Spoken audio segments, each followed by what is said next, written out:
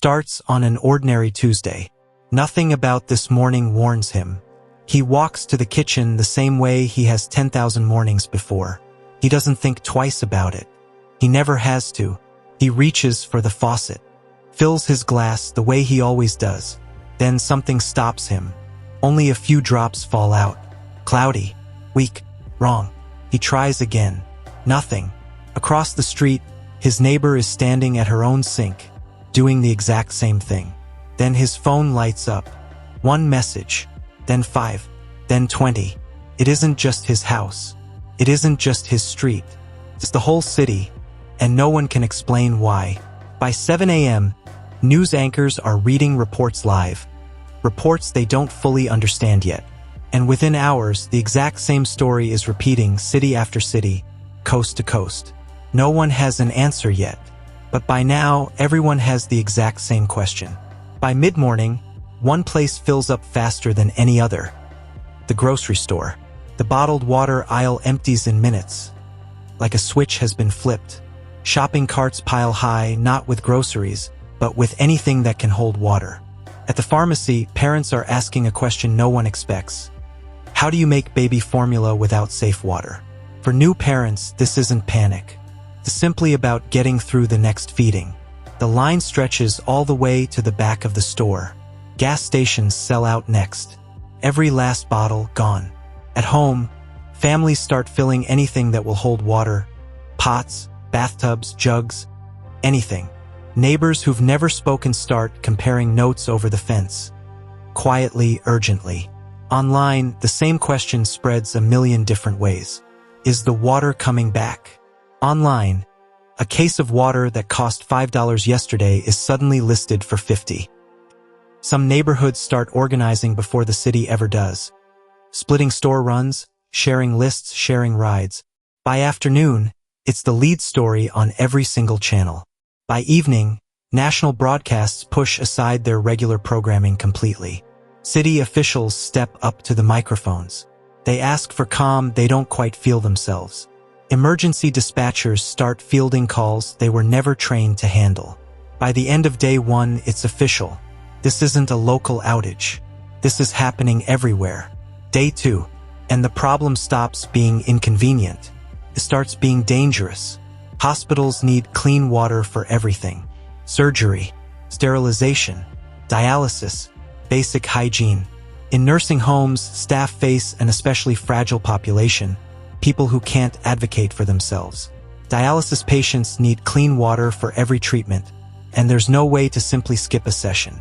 Without it, doctors are forced to delay surgeries that can't wait forever. Blood banks, which rely on sterile water for processing, start rationing their own operations. Restaurants can't wash a single dish. One by one, they start closing their doors. Schools across the country start shutting their doors too. No cafeterias. No working bathrooms. No way to keep a school running. Airports face a problem few travelers ever consider. Aircraft need potable water too. Factories that rely on water for cooling and cleaning start shutting down their lines, one plant at a time. Workers are sent home with no idea when they'll be called back. At veterinary clinics, worried pet owners are asking the same question parents are asking for their kids. In testing labs, scientists work overtime trying to figure out which sources are still safe to use. And now, a darker question starts to spread. What happens if a fire breaks out right now? Fire hydrants, something no one has ever thought twice about, are suddenly a city-wide concern. In prisons, the crisis takes a different shape entirely. Thousands of people with no way to get their own supply. Cities scramble to open emergency water distribution points, right in the middle of stadium parking lots. Lines of headlights start forming before the sun is even up. Volunteers load water into trunk after trunk, as fast as their hands can move. Trucking companies are pulled off their normal routes, redirected toward a single job, moving water. The distribution points that started as a handful multiply into dozens, then hundreds across the state. Each family gets a strict ration, a fraction of what they'd normally use in a single day. That ration now has to cover cooking, drinking, and hygiene all at once. Volunteers who showed up eager on day one are now running on almost no sleep of their own. Hardware stores sell out of water filters and purification tablets almost as fast as the water itself vanished. By day 3, one thing is undeniable. This is no longer measured in hours. It is measured in days.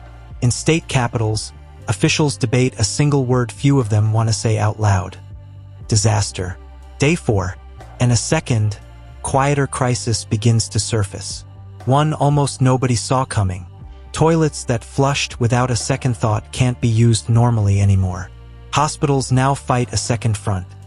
Staying clean without a single running tap. Wastewater plants, built for a normal flow, start falling dangerously behind. And backed-up systems raise a frightening new risk, contaminating the little clean water still left. Small businesses start closing quietly, one after another. Laundromats, salons, car washes. For their owners, every closed day means rent and bills that don't pause for a crisis. In rural areas, some households on private wells barely notice the crisis at all. A strange, uneven divide. For people already living without a home, the crisis hits hardest and fastest, with no address to receive help. Out on the farms, irrigation systems that keep crops alive start running dry. Elderly residents who live alone face a quiet danger. No one checking whether they're getting enough water at all. A farmer walks his fields, watching weeks of work quietly start to wither. Food plants that clean, chill, and package what we eat depend on staggering amounts of water too. Grocery shelves that survived the first rush start thinning again, this time for a different reason. In some neighborhoods, residents pool their own resources, setting up small water points before help even arrives. At reservoirs and treatment sites, security tightens, guarding what little supply is left. Power plants, which rely on water to cool their systems, begin operating under real strain. Utility companies ask people to conserve electricity, a second crisis, hiding inside the first. The stress starts to show. Short tempers, sleepless nights, and exhaustion that has nothing to do with thirst. Businesses that had to close start counting a different kind of damage, the kind measured in dollars, not gallons. By day 7, one thing becomes impossible to deny. This was never really about drinking water at all. On dairy farms, cows still need to be watered and milked, crisis or not. Grocery prices nationwide begin creeping upward, as the disruption ripples far beyond the cities that started it. Even hospital laundry, clean sheets, clean gowns, backs up into a growing pile. First responders who haven't stopped moving in days start to run on fumes of their own. In a few places, desperation turns into something uglier, reports of water stolen straight from delivery trucks. The National Guard's involvement grows from a handful of trucks into a full-scale logistics operation. Drinking water, it turns out, is only a tiny fraction of what a country actually uses water for. Sanitation alone depends on billions of gallons moving through pipes every single day. Hospitals depend on it for surgery, sterilization, and basic patient care. Agriculture depends on it to grow the food that ends up on every American table. Food processing depends on it to clean, cook, and package what we eat. Manufacturing depends on it to cool machines and clean products right on the line. Firefighting depends on it to protect entire neighborhoods from a single spark. Even electricity, the thing we think of as separate from water, depends on it to keep power plants cool. Public health itself depends on it. Clean hands, clean surfaces, clean food, clean everything. Take water away even briefly, and every single one of these systems starts to strain at once. Tourism, one of the country's largest industries, quietly stalls as visitors cancel trips to affected cities. Markets react too. The cost of water-dependent industries becomes impossible to ignore. Offers of help arrive from other countries.